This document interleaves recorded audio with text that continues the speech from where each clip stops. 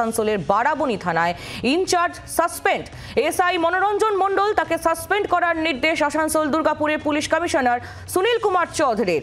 আসানসোলের বারাবণী থানার in charge suspend.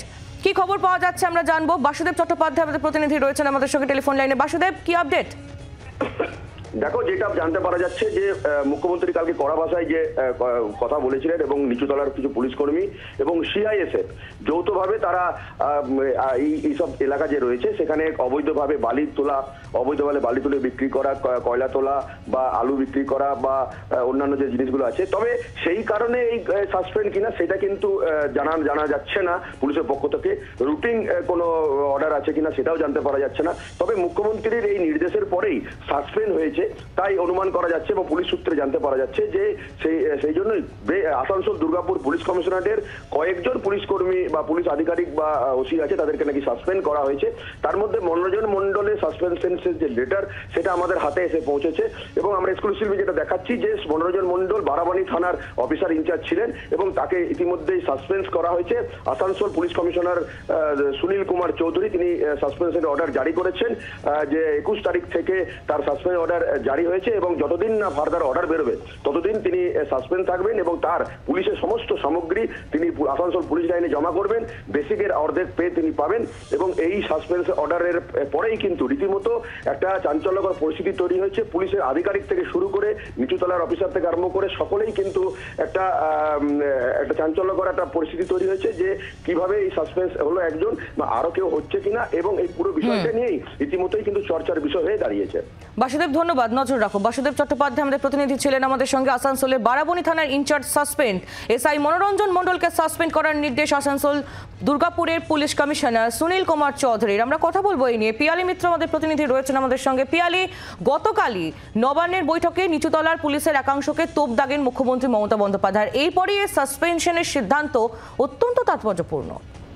একেবারেই দেখো, অত্যন্ত তাৎপর্যপূর্ণ। তার কারণ গতকালকে মুখ্যমন্ত্রী মমতা বন্দ্যোপাধ্যায় নবান্নের যে বৈঠক করেন সেখানে পুলিশের বিশেষ করে একাংশের নিচুতলার যারা অফিসার, ভূমি দপ্তরের অফিসার, তাদের ভূমিকা নিয়ে প্রশ্ন তোলেন এবং রাজ্য পুলিশের ডিজির উদ্দেশ্যে তিনি বলেছিলেন যে তিনি হয়তো চেষ্টা করছেন বিশেষ করে নিচুতলার যারা পুলিশ কর্মীরা তারা টাকা খেয়ে কয়লা, বালি এই সমস্ত যে পাচার হচ্ছে সেগুলো দুর্নীতিতে মদত দিচ্ছে এমন একটা অভিযোগ তোলেন। এবং তারপরে গতকালকে সন্ধ্যেবেলা রাজ্য পুলিশের ডিজি তিনি সমস্ত এসপি এবং তার সঙ্গে সঙ্গে কমিশনারদের সঙ্গে বৈঠক করেন এবং এই ধরনের কোন রকম দুর্নীতি, কোন রকম অবৈধ কার্যকলাপে পুলিশের যুক্ত থাকার বিষয়টা কোন রকম বরদাস্ত করা হবে না বলে কড়া বার্তা দিয়েছিলেন রাজ্য পুলিশের ডিজি রাজীব কুমারও। এবং তার পরপরই কিন্তু এই সাসপেনশন অত্যন্ত গুরুত্বপূর্ণ। তার কারণ এই বারাবণী অফিসার ইনচার্জ তিনি যে জায়গাটার দায়িত্বে ছিলেন সেখানে কিন্তু মূলত কয়লা, বালি এই সমস্ত কিছু কারবার চলতো এবং যেটা সূত্রের খবর তার বিরুদ্ধে একাধিক অভিযোগ এসেছিল এবং দুর্নীতিতে যুক্ত থাকারও অভিযোগ ওঠে এবং সেই সমস্ত কিছুর প্রেক্ষিতেই তাকে সাসপেন্ড করা হয়েছে এবং সাসপেন্ড করে তার বিরুদ্ধে বিভাগীয় তদন্ত শুরু হচ্ছে। ফলে গতকালকে মুখ্যমন্ত্রী মমতা বন্দ্যোপাধ্যায় কড়া বার্তা, তারপর রাজ্য পুলিশের ডিজির বৈঠক এবং সেই বৈঠক তিনি সমস্ত পুলিশ স্তরের যারা সিনিয়ররা রয়েছেন তাদেরকে নির্দেশ দিয়েছেন যে কোনো রকম দুর্নীতি, বিশেষ করে যারা নিচুতলায় যারা রয়েছেন তাদের উপর নজর রাখা, তারা কোনো রকম দুর্নীতিমূলক কাজকর্মে জড়িত কিনা, বিশেষ করে কয়লা, বালি এই ধরনের পাচারে জড়িত থাকা বা মদত দেওয়ার যে অভিযোগ উঠছে সেগুলোকে কিন্তু কোনো পরিস্থিতিতেই বরদাস্ত করা হবে না বলে বার্তা দেওয়া হয়েছিল এবং তারপরেই আসানসোল দুর্গাপুর কমিশনারেটের তরফ থেকে এই পদক্ষেপ অত্যন্ত তাৎপর্যপূর্ণ বলে মনে করা হচ্ছে। পিয়ালি, আরো একবার তোমাকে জানতে চাইবো, এসআই মনোরঞ্জন মণ্ডল তার বিরুদ্ধে ঠিক কি কি অভিযোগ রয়েছে?